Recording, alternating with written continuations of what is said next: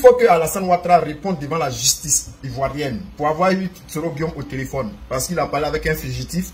Il est en train d'aider le fugitif à se cacher. Donc, Draman Ouattara doit répondre devant la justice. Amis, Lago, ce n'est pas camarade de quelqu'un. Hein. Regardez ça là, cette émission jusqu'à la fin. Lago, tu es fort. PPACI, et qui est bon pour nous. La presse en mars 2024 de cette année nous a informé que le chef de l'État, chef suprême, chef de la magistrature, avait 2 appels téléphoniques avec M. Guillaume Soro, qui est en exil. Okay. Les 2 porte-parole du pouvoir ont confirmé ces 2 appels téléphoniques. Je rappelle que Soro Guillaume est condamné aussi par la justice. Et il y a un mandat d'arrêt international qui a été émis à son encontre. Donc, du point de vue strict de la loi, Soro Guillaume est un fugitif.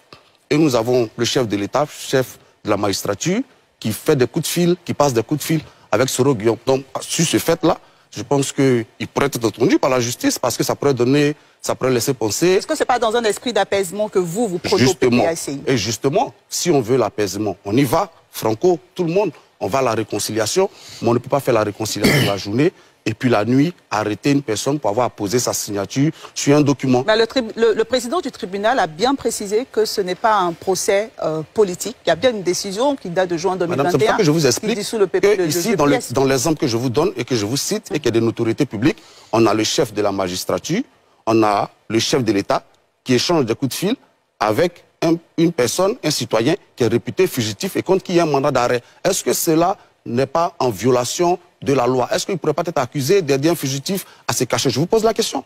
Donc, soit on veut la réconciliation et on permet que les gens s'appellent et que les gens se parlent et on y va sérieusement, ou soit on veut faire du juridisme et en ce cas-là, il faut que cela s'applique à tout le monde. Mais nous pensons au PPACI qu'il faut aller à l'apaisement. Il faut permettre à tout le monde d'exercer sa liberté de penser et sa liberté d'association. Et le pire, c'est que ce qui arrive aujourd'hui à GPS, c'est une épée de Damoclès qui plane sur quasiment tous les partis politiques. Il n'est pas exclu aujourd'hui qu'un parti, que ce soit le PDC ou que ce soit le COJEP, que demain on nous oppose des décisions de justice et qu'on nous empêche d'aller à la rencontre de nos militants ou de nous prononcer sur la vie de notre pays. Donc nous pensons que c'est une condamnation à dénoncer et nous appelons à la libération des militants du GPS et surtout au retour aussi en Côte d'Ivoire du président de ce parti qui est aujourd'hui en exil. Ok. Donc vous avez la parole pour continuer. De me permettre de continuer. Et comme le disait le téléspectateur, j'ai aussi entendu M. Kuyo insistant sur le respect de la loi. La loi, c'est la loi. Il faut que les partis politiques s'y conforment. Il faut que les acteurs politiques s'y conforment. Je suis heureux de l'entendre le dire, en fait. Mais dans ce pays, quand même, il faut que nous ayons de la mémoire. Dans ce pays, des membres de son parti politique, l'ancêtre de son parti politique, notamment le RADP, ont été arrêtés et j'étais en prison.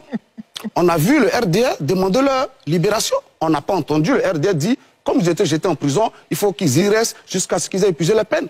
Dans ce propre pays, on a vu le chef de l'État actuel, une décision de la Cour suprême qui disait qu'il ne remplissait pas les conditions pour être candidat à l'élection présidentielle. Mais on n'a pas entendu le RDR dire qu'il fallait se tenir à cette décision. Au contraire, on a eu plusieurs déclarations incendiaires que je n'ai même pas envie de citer ici, appelant à faire tomber... Mais merci de ne pas les citer. Donc, il faut qu'on arrête de jouer avec la loi. Il faut qu'on arrête le juridisme. C'est ce que je vous tenais à préciser. Ensuite, pour repréciser les choses, je l'ai dit, ce que vous qualifiez d'appel de Benoît, pas d'un diagnostic. Ensuite, nous avons approché une trentaine de partis politiques et organisations de la société civile. Nous leur avons porté l'information. La semaine prochaine, il y aura toute la documentation à la disposition des partis politiques. Ensuite, ceux-ci se prononceront sur le contenu, mais une partie du contenu. Et le PPACI prendra acte. Donc, pour nous, la réponse du COJEP, il n'y a pas le feu en la demeure. Puisque le COJEP dit qu'il prend acte et qu'il se prononcera très bientôt. Certainement qu'après que le document lui soit mis à disposition, le COJEP et son président se prononceront. Et c'est valable pour tout le monde, puisque nous avons rencontré tous les partis politiques et les groupements de la société civile. Donc c'est une méthode que nous appliquons. Maintenant, quant à savoir est-ce qu'elle sera efficace ou pas, bon, sauf à lancer des courriers ou à faire de la politique fiction, on ne peut pas le prédire. Le PPACI dit une chose, madame. Pour nous, ce qui importe, ce n'est pas qui lance l'appel. C'est quelle est la cause qui nous unit. C'est d'abord ça qui est le plus important. Le porteur de message est aussi important. Non, madame, vous savez, je vais vous dire tout à l'heure pourquoi. Pour nous, cela est important, certes, mais ce n'est pas l'essentiel. L'essentiel, c'est quelle est la cause qui nous unit. Aujourd'hui, nous disons que nous voulons des élections libres, démocratiques et transparentes. Madame, il y a plusieurs acteurs politiques de premier plan qui aujourd'hui ne peuvent pas se porter candidat, notamment le président du COJEP, qui ne peut pas être candidat à l'élection présidentielle. C'est un problème que nous devons régler lors du dialogue politiques auxquels nous appelons. On a notamment Soro Guillaume, qui est en exil, qui doit rentrer et se porter candidat s'il le souhaite. Ce sont les questions que nous devons régler. Il y a la question de la candidature du président Laurent Gbagbo, qui est aussi pendante. Donc, il y a une méthode que nous appliquons. La documentation va arriver dans tous les partis politiques. Ils vont prendre le temps de l'analyser et se prononcer. Je tenais à préciser ça. L'autre précision que je tenais à apporter, c'est que M. Bonnet a dit que le président Laurent Gbagbo avait été mis sous pression. Je voudrais lui demander de ne pas se jouer les ventriloques des cadres du PPACI, en fait. M. Awa Domelo est vice-président du PPACI et quand il veut parler, il le fait librement. D'accord. Non, laissez-moi finir. Non, mais vous allez finir, ne vous en faites pas. Donc, j'aimerais qu'il ne parle pas à la place des cadres du PPACI. Parce que, je le dis, il faut qu'en Côte d'Ivoire, on apprenne à faire la politique sainement, madame. Aujourd'hui, M. Jean Bonnet, et ce que je disais tout à l'heure, qui voue une haine viscérale au PPACI à son président, je répète. Ce que j'avais trouvé un peu fort. Oui, mais donc, madame, c'est ce qu'il est, pour paraphraser le président Laurent Gbagbo. Parce que, tout autant que nous sommes sur ce plateau, nous nous connaissons plus ou moins, nous avons chacun un parcours. Quand M. Jean Bonnet, aujourd'hui, fait une analyse qui tend à faire passer le président Laurent Gbagbo pour quelqu'un qui est sous la pression de ses collaborateurs, et c'est pourquoi il tend la main. Mais Laurent Gbagbo a toujours tendu la main. A toujours tendu la main. Maintenant, il ne faut pas qu'on oppose les divergences personnelles qui pourraient y avoir devant la cause pour laquelle nous appelons à l'union. Et je le dis, non, permettez-moi de terminer. Ça fait un bon moment que vous avez la parole. Oui, non, parce que, voilà. Et justement, le temps est contre nous. Vous savez que c'est nous qui avons lancé l'appel de Benoît. Donc s'il y a des interrogations, il faut qu'on y réponde. Oui, allez. Voilà. J'aimerais demander, rappeler aux Ivoiriens que le PPACI est dans une démarche méthodique, dans une démarche cartésienne. D'accord.